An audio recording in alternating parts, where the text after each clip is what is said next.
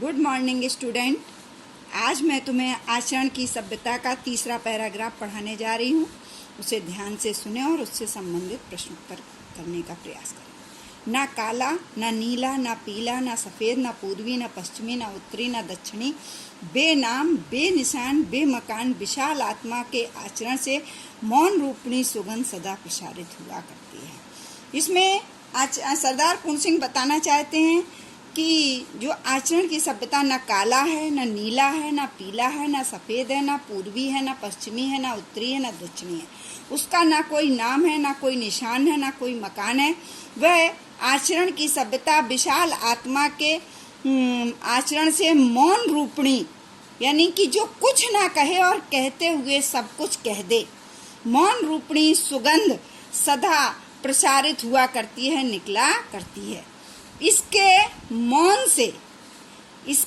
मौन यानी बिना कहते हुए, ना कुछ कहते हुए बहुत कुछ कह देने से प्रसूत प्रेम और पवित्रता, जो प्रेम की भावना है और जो पवित्रता है, धर्म सारे जगत का कल्याण करके, कहते हैं जो आत्मा के मौन से निकला हुआ प्रेम होता है और पवित्रता होती है, वो सारे संसार का कल्याण करके विस्तृत होते हैं, यानी बड़े रूप में दिखाई देते हैं।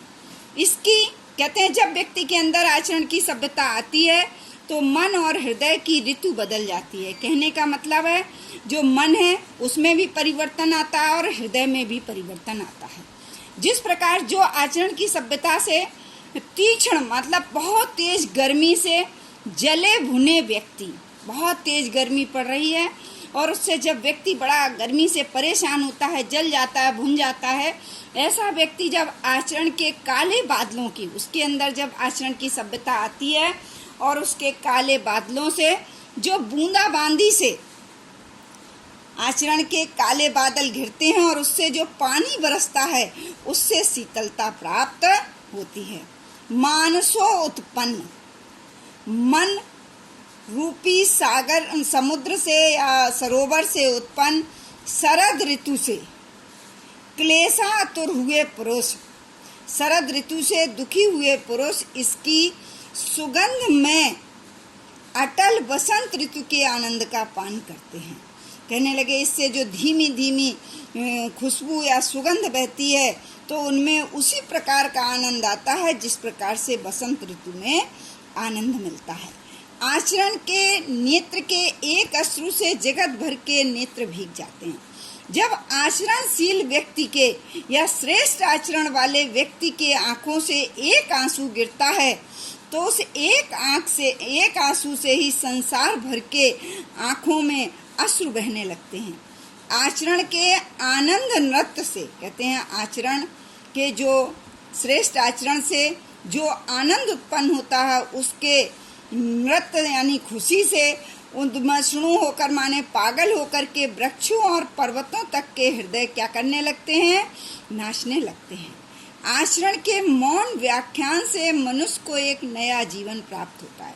कहने का तात्पर्य है सरदार पूर्ण सिंह जी का कि व्यक्ति कहता है कि मैं ये करता हूँ, मैं वो करता हूँ, उसका कोई व्यक्ति पर असर नहीं पड़ता है या प्रभाव नहीं पड़ता है। लेकिन जब किसी का इतना अच्छा आचरण हो और उसके ना कहते हुए भी वो व्यक्ति से ऐसा कुछ कह देता है कि उसका जीवन में एक नया प्रभाव या असर दिखाई देने लगता है। नए नए विचार स्वयं व्यक्ति के अंदर, उससे नए विचार प्रकट होने लगते हैं। कहने का मतलब है उसे लगता है मैं भी आगे ऐसा ही करूँगा। सूखे काष्ठ, सूखी लकड़ी, सूखे काष्ठ, जो लकड़ी बिल्कुल सूख गई है, जिसमें जीवन नष्ट हो गया है, उसमें फिर से नया जीवन प्राप्त हो जाता है। सूखे कूपों में जल भर आता है, ऐसे कुएं जिनमें कि पूरा पानी खत्म हो गया है या सूख गया है।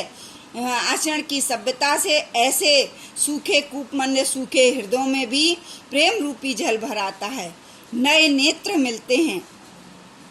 कुल पदार्थों के साथ एक नया, जितने भी संसार में जितने भी जीव हैं, पदार्थ हैं, उनके साथ एक नया मित्रता का भाव प्रकट होने लगता है। सूर्य, जल, वायु, पुष्प, पत्थर, घास, पात माने पत्ते, नर माने मनुष्य, नारी माने औरतें और बालक तक में एक अश्रुतपूर्व जो कभी पहले ना सुना हो, ऐसे सुंदर मूर्ति के दर्शन होने लगते हैं। कहते हैं कि चाहे सूर हो, चाहे जल हो, चाहे वायु हो, चाहे फूल हो, चाहे पत्थर हो, चाहे घास हो, चाहे पत्ते हो, चाहे मनुष्य हो, चाहे औरतें हो, चाहे बालक हो, इन सब में एक जो कभी पहले सुना ना हो या देखा ना हो, ऐसे सुंदर मूर्ति दिखाई देने लगती